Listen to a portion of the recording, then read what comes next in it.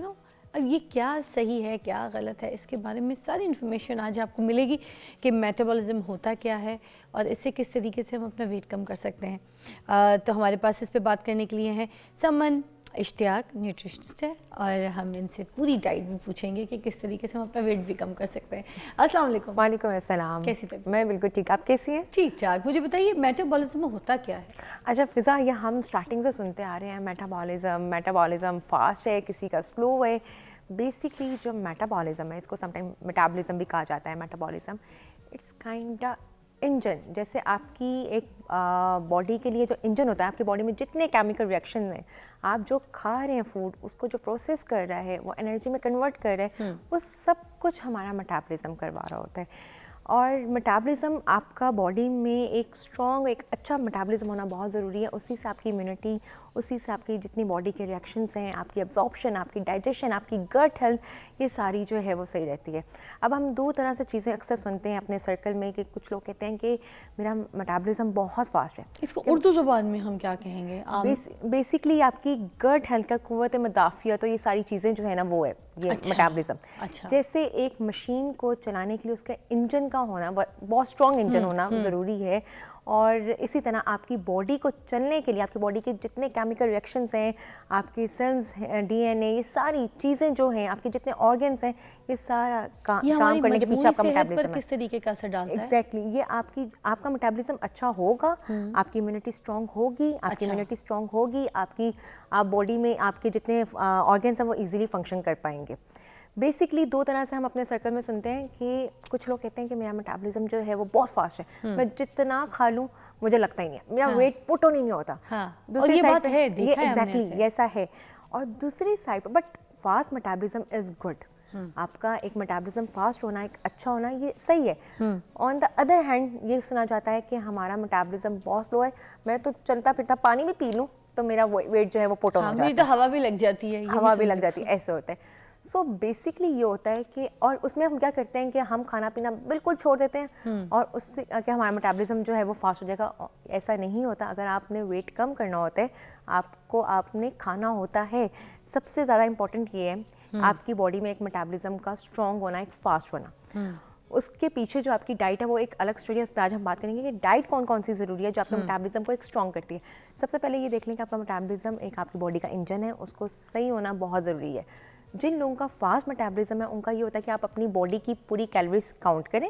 जब आपकी कैलोरीज आ जाती हैं उसमें आपने 500 से 1000 कैलोरीज ऐड करनी है। अब ये पूरी डिटेल में हम आपसे समझेंगे, मगर हमें एक ब्रेक लेनी पड़ेगी अर्जेंट। उनके ऊपर बात कर रहे हैं समन इश्तियाक हमारे साथ मौजूद हैं, डाइटिशियन है, और हम ये पूछना चाहेंगे कि किसी का मेटाबॉलिज्म अगर ख़राब है उसको ठीक करने के लिए कौन सी ऐसी डाइट्स हैं जो इस्तेमाल करे, या इसके लिए कोई मेडिकेशन ज़रूरी है?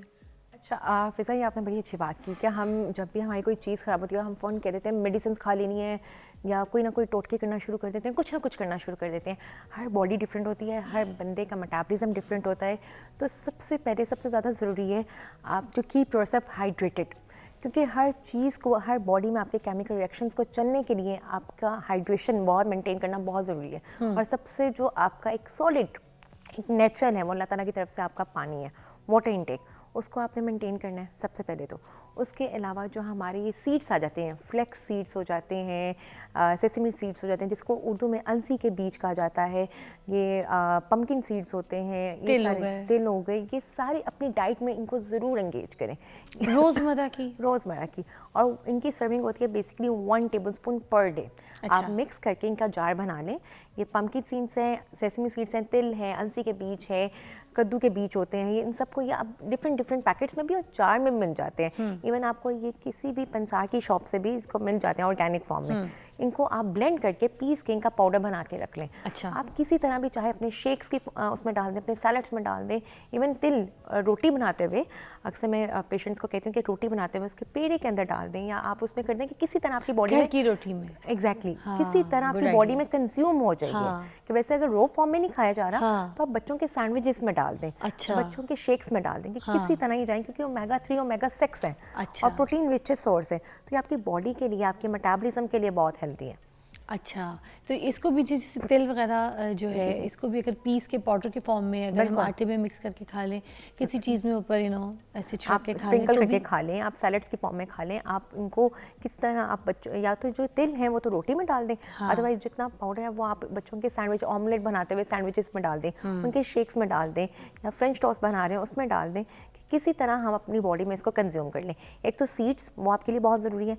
नट्स का इंटेक, आप 1 फिस्ट फुल ऑफ नट्स जो होते हैं, एक मुट्ठी के बराबर मिक्स नट्स, ये नहीं कि एक मुट्ठी में आपके सिर्फ बादाम आ रहे हैं या अखरोट आ रहे हैं, एक मुट्ठी में जितने आपके मिक्स नट्स होते हैं आप उनका इस्तेमाल कर सकते हैं। वो आपके काजू, मेटाबॉलिज्म के लिए, पिस्ताशियो, बादाम, किशमिश, बादाम, बिल्कुल इंजीर, बिल्कुल मिक्स करके, ठीक और है, खजूर ऐसे 1 सारे से ड्राई 2 फ्रूट्स। ड्राई फ्रूट्स वो आप ले सकते हैं।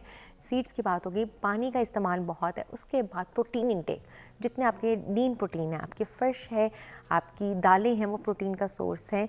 आपकी जितना भी ये मटन है, चिकन है, कीमा है, लीन चर्बी वाला कंटेंट वो उसका ना हो, क्योंकि समटाइम पेशेंट्स को ये भी होता है कि उनको हार्ट के इश्यूज भी साथ चल रहे होते हैं, फैटी लिवर भी चल रहा होता है, तो ये हर चीज़ को ना देखना होता है ये साथ साथ। अच्छा, तो बस वो आपने सिर्फ चिकनाई हटा देनी है, बाकी बिल्कुल, सारा बिल्कुल। गोश्त और चिकन वगैरह आप उसके इस्तेमाल साथ कर साथ सकते हैं। कॉम्प्लेक्स कार्ब, जो प्योर आपका जो जई गंदम का या मल्टीग्रेन का आटा होता है, वो जितनी ये प्रोसेस चीज़ें हैं, जितनी कोल्ड ड्रिंक्स हैं, आप फिजा ही देखेंगे हम जितना जंक फूड की तरफ हो गए, जितना प्रोसेस चीज़ों की तरफ हो गए सॉरी, अर्ली एज में हम उतना ही क्रॉनिक डिजीज़ की तरफ चले गए। समन, बहुत से लोग ना जब बर्ब लेते हैं ऊंची आवाज़ में, महफिल में भी कहीं बैठे होते हैं, ऊंची आवाज़ की एक बर्ब उनकी आती है, तो उनको लगता है कि भाई उनकी सेहत बहुत अच्छी है, उनको तो खाना बहुत जल्दी और फ़ौरन हजम कर दी, जो हमारी गट हेल्थ के लिए बिल्कुल ठीक नहीं है। अच्छा, फिर उसमें सबसे ज़्यादा जो हमारी तली हुई चीज़ें हैं, जो मिर्च मसाले हैं, स्पाइसी फूड है, उसके अलावा जो ये हमारे बाज़ार मगर की सुने हर घर में लाल मिर्च तो पाई जाती हैं, उसके बगैर तो खाना अच्छा नहीं लगता लोगों को। बिल्कुल ऐसी है, लेकिन सबसे ज़्यादा जो आपके गैस्ट्रिक इश्यूज होते हैं, वो ये सिर्फ लाल मिर्चों की वजह से हो रहे होते हैं। तो आप उसको कर सकते हैं कि आप उसको काली मिर्चों में, ब्लैक पेपर में खाना बना दें। मैं तो हरी मिर्ची, काली मिर्ची कूट के अदरक के साथ फिर सालन में डालती हूँ, बड़े मज़े का जायका हो जाता है। और ये बहुत हेल्दी है। अदरक में भी हल्की सी वो मिर्च का होता है, अगर आप एग्जैक्टली कूट के डालें तो बड़ा मज़े का लगता है, और उसका जायका भी बहुत अच्छा होता है कि ये लाल मिर्चों। लेकिन हमारे यहाँ पे कुछ लोग कहते हैं हांडी का कलर नहीं आता, उस चक्कर में वो ये डालते हैं। बिल्कुल, तो इसके क्या क्या नुकसान हैं, ज़रा बताएं ना लोगों को। अच्छा, इसमें सबसे पहले तो ये है कि जब आप ये ज़्यादा लाल मिर्चों वाला करते हैं तो आप देखते हैं कि एसिडिटी, आप जब सुबह उठते हैं आपको ऐसा लगता है कि यहाँ पे हैवीनेस है, सीने की जलन है, इसमें ये बेसिकली बहुत हो रहा होता है। एसिडिटी, एसिड रिफ्लेक्स जो है, अभी हम बात कर रहे थे ब्रेक में कि वो बर्पिंग का इशू भी आ रहा होता है लोगों को, और उस वजह से भी फिर उसमें और भी बहुत ज़्यादा इश्यूज़ के आपके जो थायराइड के इश्यूज़ आना शुरू हो जाते हैं मल्टीपल।